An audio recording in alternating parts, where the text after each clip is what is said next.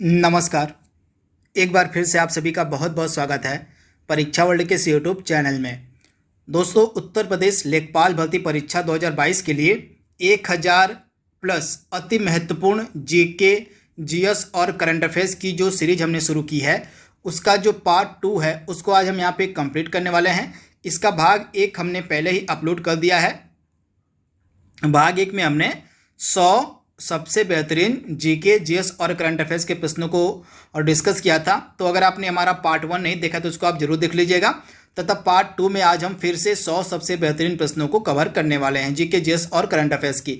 दोस्तों, इस सीरीज में हम आप तक लगभग 10 से लेकर 12 वीडियो आपको पहुंचाएंगे तथा ये 10 से लेकर 12 वीडियोज़ होंगे और ये आपके लेखपाल परीक्षा के लिए बहुत ही ज़्यादा महत्वपूर्ण होंगे, क्योंकि आपको पता है आपसे 25 प्रश्न जीके, जीएस और करंट अफेयर्स के पूछे जाएंगे। तो इन 25 प्रश्नों के लिए ही यह जो 1000 प्लस अति महत्वपूर्ण प्रश्नों की सीरीज है जीके, जीएस और करंट अफेयर्स की, उसको मैंने स्टार्ट किया हुआ है। तो यह हमारा पार्ट 2 है।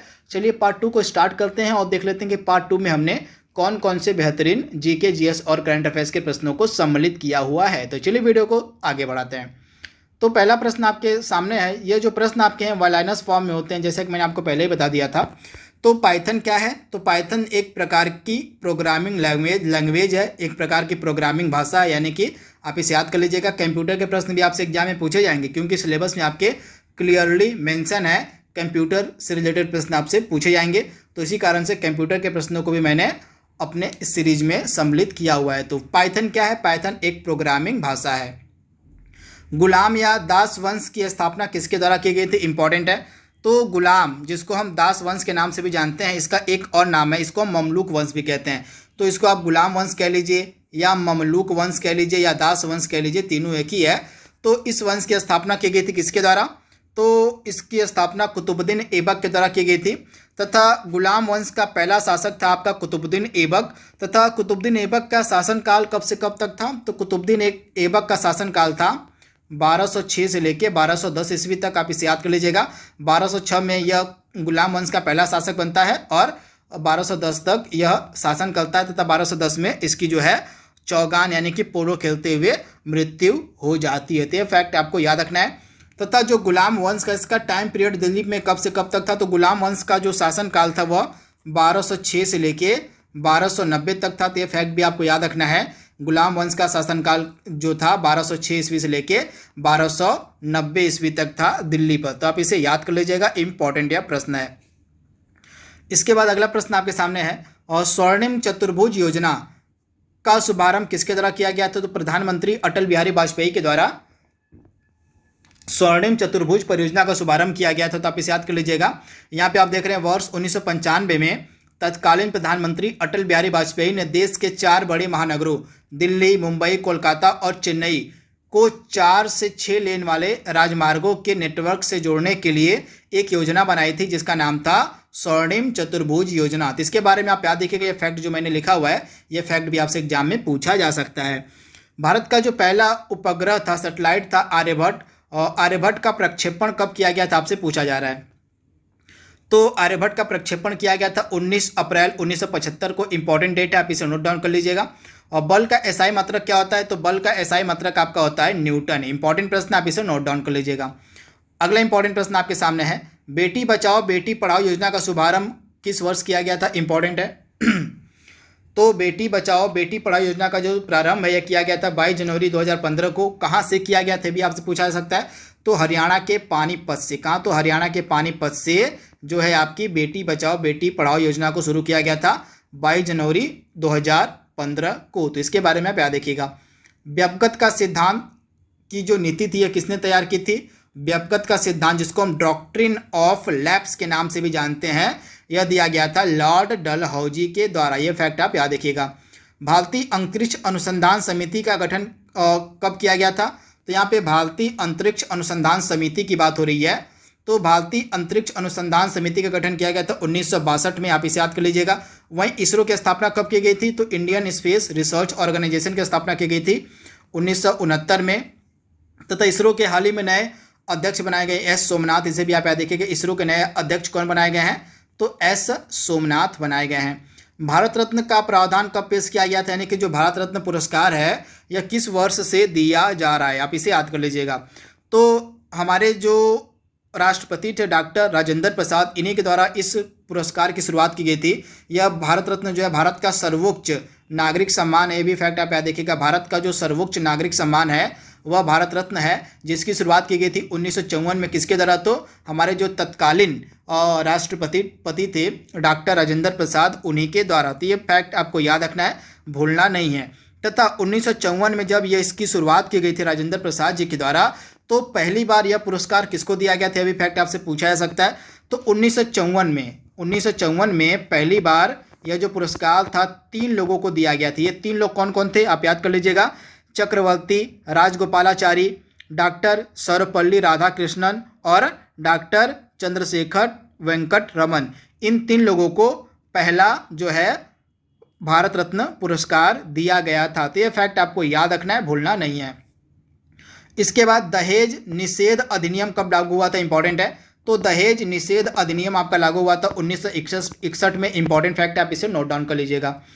अगला महत्वपूर्ण प्रश्न आपके सामने है, अंग्रेजों ने मैसूर के साथ कितने युद्ध लड़े से आपसे पूछा जा रहा है, यानी कि जो अंग्रेज थे, अंग्रेजों के द्वारा मैसूर राज्य से कितने युद्ध लड़े गए थे आपसे पूछा गया है। तो आंग्ल मैसूर युद्ध की यहाँ पे बात हो रही है। तो टोटल आंग्ल मैसूर युद्ध कितने हुए थे, इंपॉर्टेंट है। तो टोटल आपके 4 आंग्ल मैसूर युद्ध हुए थे, तो आप इसे याद कर लीजिएगा। ये 4 आंग्ल मैसूर युद्ध कब कब हुए थे, मैं आपको इनकी डेट भी बता दे रहा हूँ।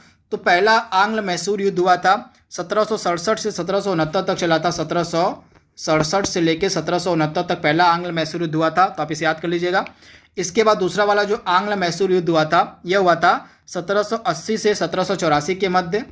1780 से 1784 के मध्य जो है आपका द्वितीय आंग्ल युद्ध हुआ था, तो इसके बारे में आप याद रखिएगा।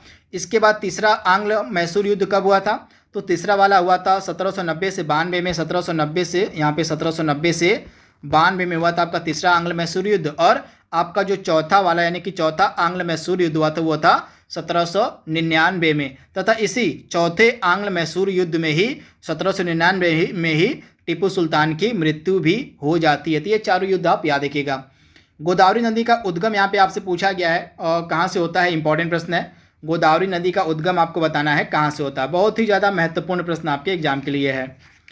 तो गोदावरी नदी का उद्गम कहाँ से होता है, तो आप नोट डाउन कर लीजिएगा। गोदावरी नदी का जो उद्गम है यह ब्रह्मगिरी की पहाड़ियों से होता है। इंपॉर्टेंट प्रश्न है, बहुत बार एग्जाम में यह प्रश्न पूछा गया है। तो ब्रह्मगिरी की पहाड़ियों को आप याद कर लीजिएगा। इन्हीं ब्रह्मगिरी की पहाड़ियों से ही गोदावरी नदी का उद्गम होता है। इसके बाद 1 करोड़ फास्टैग जारी करने वाला भारत का पहला पेमेंट बैंक आपसे यहाँ पे पूछा गया कौन सा है।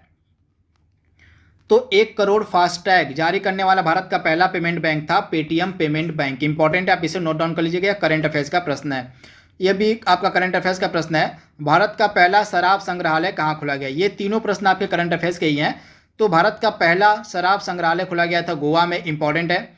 अस्पताल परिसर के अंदर फायर स्टेशन स्थापित करने वाला भारत का पहला अस्पताल था एम्स दिल्ली। तो ये तीनों आपके जो है करंट अफेयर्स के प्रश्न 2021 के हैं, इनको आप जरूर याद कर लीजिएगा। इसके बाद यहाँ पे आपसे पूछा गया है कि जो प्रथम पंचवर्षीय योजना थी इसका मुख्य ध्यान किस पर था। तो प्रथम पंचवर्षीय योजना का मुख्य ध्यान था कृषि क्षेत्र पर, आप इसे याद कर लीजिएगा।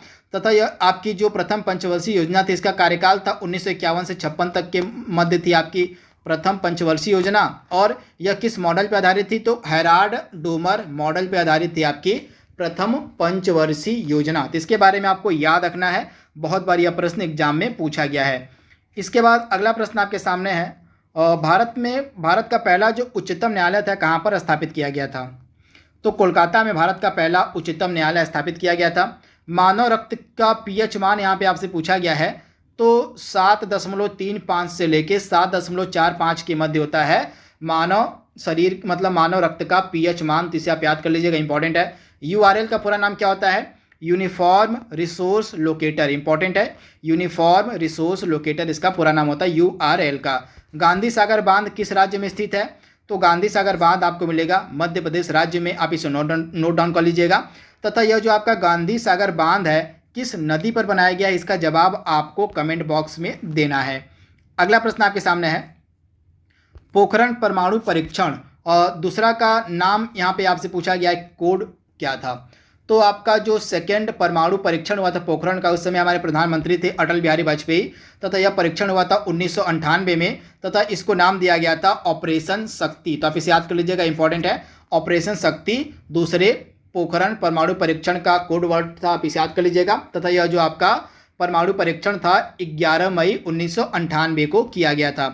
ट्रांसजेंडर्स को नौकरियों में आरक्षण देने वाला पहला राज्य कौन सा, यह भी आपका करंट अफेयर्स का प्रश्न है। तो कर्नाटक ट्रांसजेंडर को नौकरियों में आरक्षण देने वाला पहला राज्य बना था।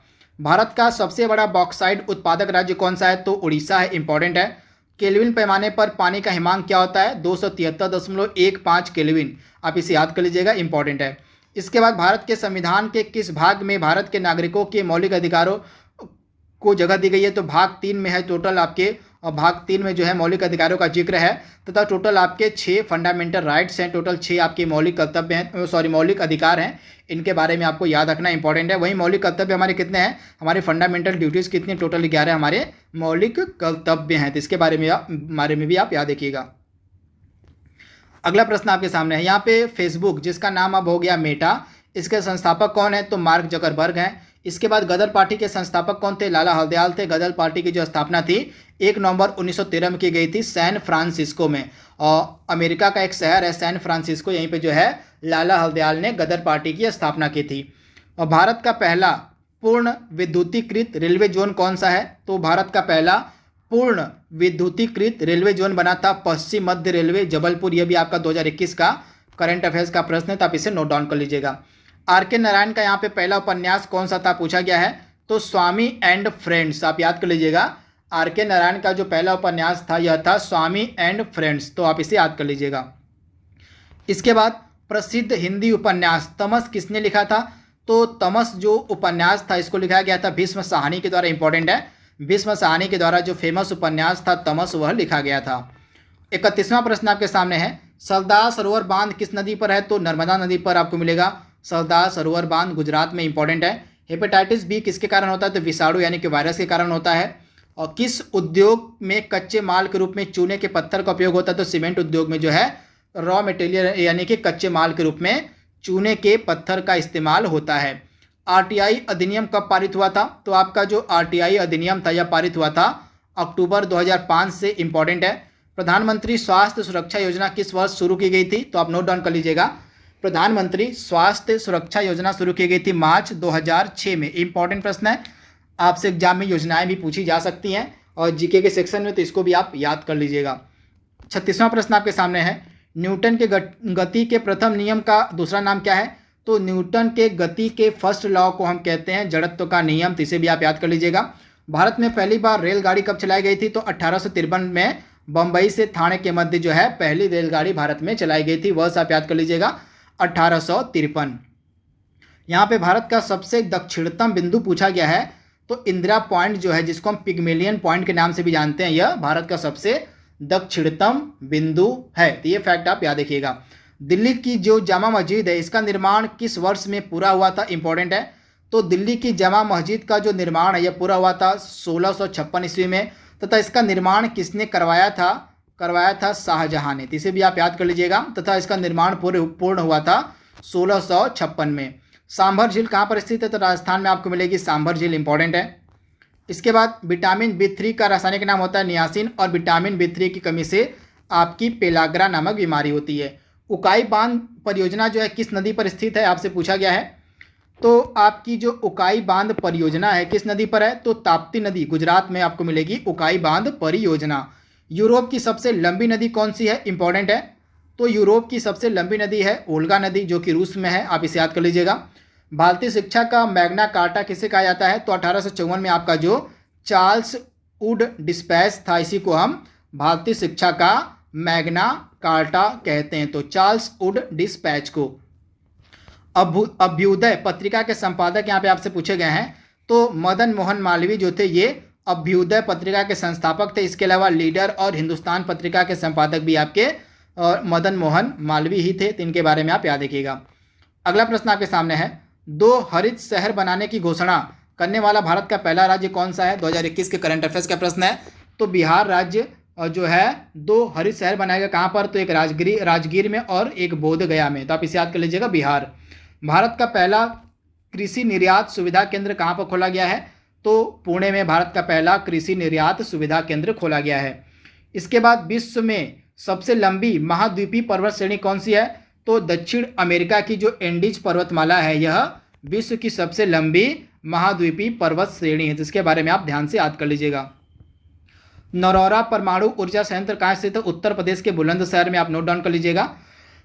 उत्तर प्रदेश के बुलंदशहर में आपको मिलेगा नरौरा परमाणु ऊर्जा संयंत्र। फरक्का बांध के गंगा नदी की मुख्य धारा का नाम क्या है? तो फरक्का बांध के गंगा नदी की मुख्य धारा का नाम है पद्मा। तो यानी कि जो आपका फरक्का बांध या पद्मा पे बनाया गया है, तो आप इसे याद कर लीजिएगा। तथा पद्मा जो है आपकी गंगा नदी की एक मेन स्ट्रीम है, मेन धारा है। 51वां प्रश्न आपके सामने है, चींटी के डंक में कौन सा अम्ल पाया जाता है? इंपॉर्टेंट है। तो मैथोनिक अम्ल, यानी कि जिसको हम फॉर्मिक अम्ल के नाम से भी जानते हैं, यह आपका चींटी के डंक में पाया जाता है। यूनिसेफ का मुख्यालय कहाँ पर है? तो न्यूयॉर्क में आपको मिलेगा यूनिसेफ का मुख्यालय। तथा इसकी हाल ही में नई अध्यक्ष बनाई गई हैं कैथरीन रसेल। यह हाल ही में नियुक्ति हुई है कैथरीन रसेल की अध्यक्ष के पद पर यूनिसेफ की, तो इसे आप नोट डाउन कर लीजिएगा। दूसरी जो आपकी वंदे भारत एक्सप्रेस ट्रेन है किन दो शहरों के मध्य चलती है? तो नई दिल्ली से कटरा के मध्य चलती है आपकी दूसरी वाली वंदे भारत ट्रेन। पहली चली थी आपकी वाराणसी से दिल्ली के मध्य।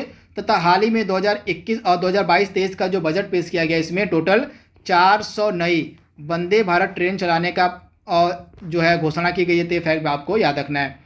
भारत में श्वेत क्रांति के जनक किसे माना जाता है? तो भारत में श्वेत क्रांति का जनक हम मानते हैं डॉक्टर वर्गीस कुरियन को, तो इसे आप याद रखिएगा। तथा भारत में हरित क्रांति का जनक हम किसे कहते हैं? तो डॉक्टर MS स्वामीनाथन को। इंडिया आफ्टर गांधी, इस पुस्तक को किसने लिखा है? तो रामचंद्र गुहा की यह पुस्तक है, इंडिया आफ्टर गांधी। तो इसके बारे में आप याद रखिएगा। 56वां प्रश्न आपके सामने है, विश्व का पहला दिव्यांग अंतरिक्ष यात्री, मतलब विश्व के पहले दिव्यांग अंतरिक्ष यात्री को किस स्पेस एजेंसी ने नियुक्त किया है?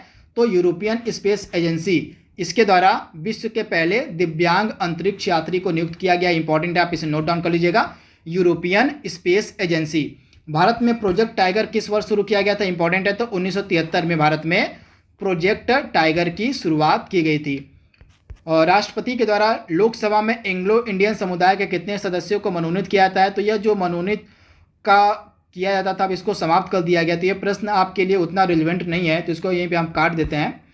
और संसद द्वारा निःशुल्क और अनिवार्य शिक्षा का अधिकार अधिनियम किस वर्ष पारित किया गया था?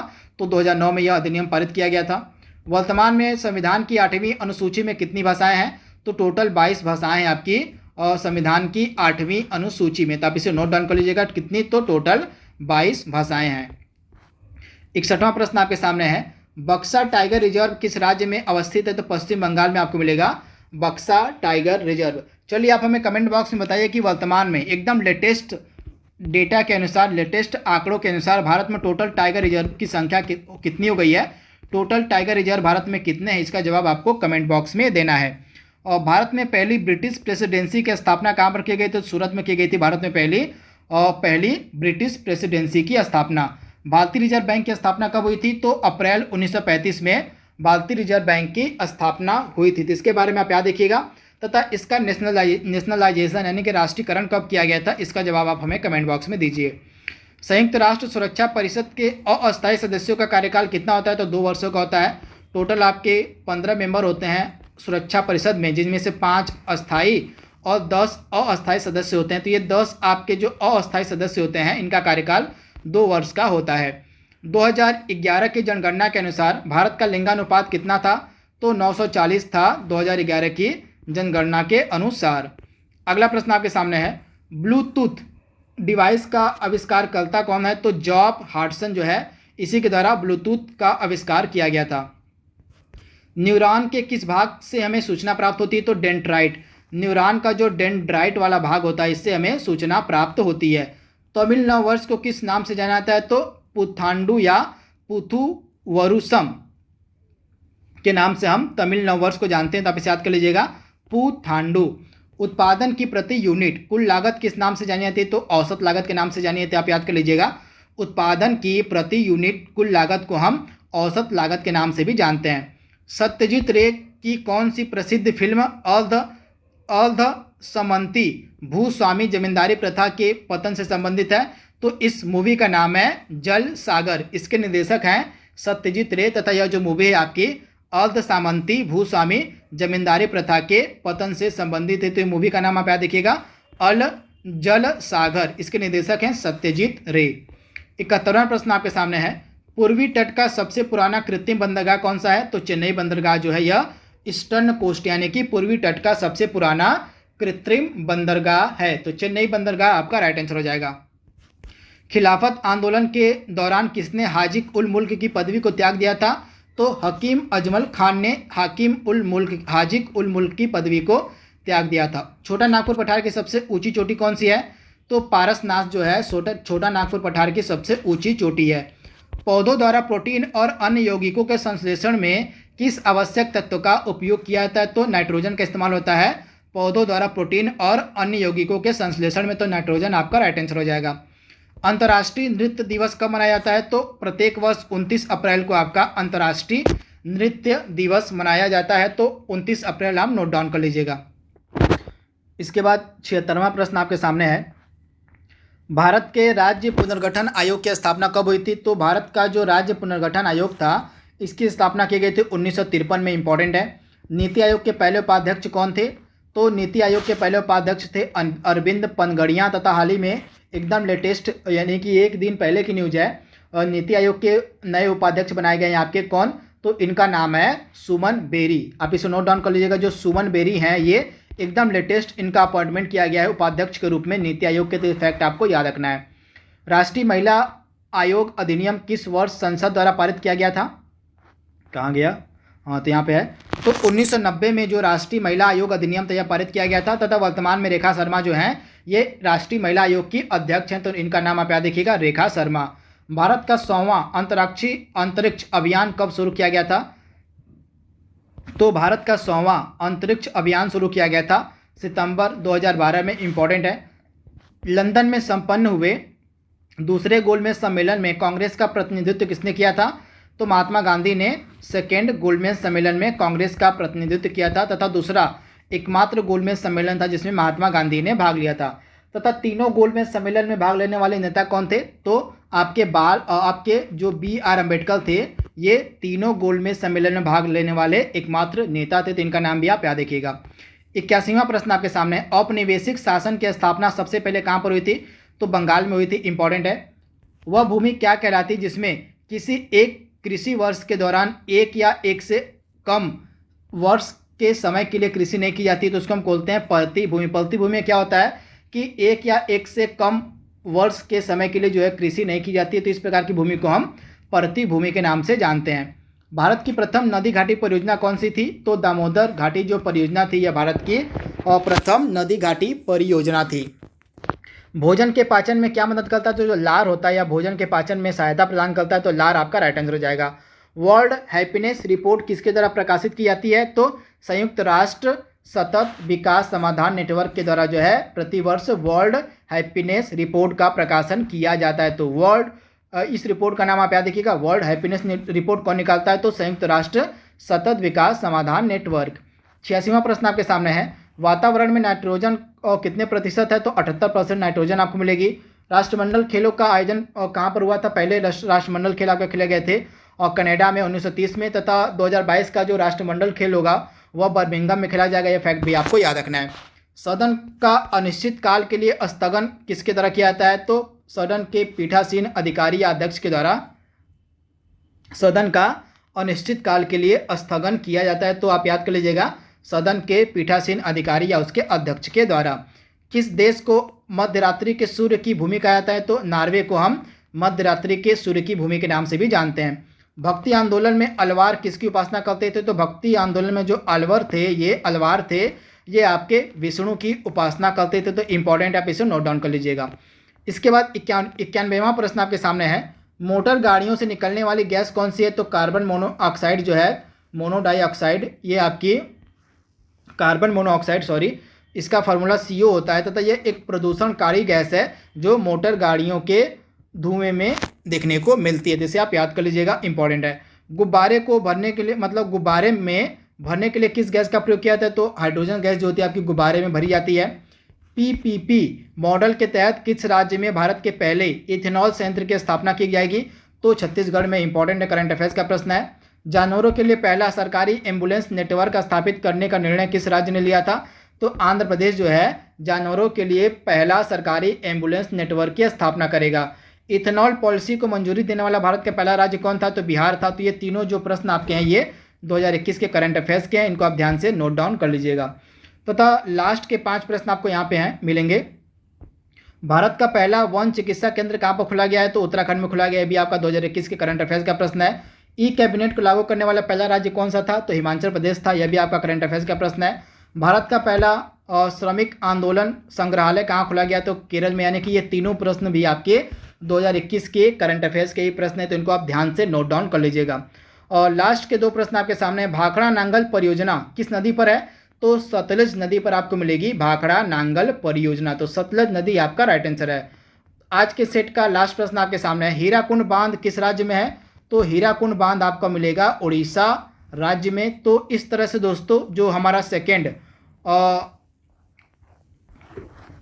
सेट था 1000 मोस्ट एक्सपेक्टेड एमसीक्यूज का, उसको हमने यहाँ पे कंप्लीट कर लिया है। इस तरह से आज का हमारा सेट 2 भी कंप्लीट हो गया है। इसका सेट 3 हम जल्दी अपलोड करेंगे। तब तक के लिए thank you, thanks for watching, thank you.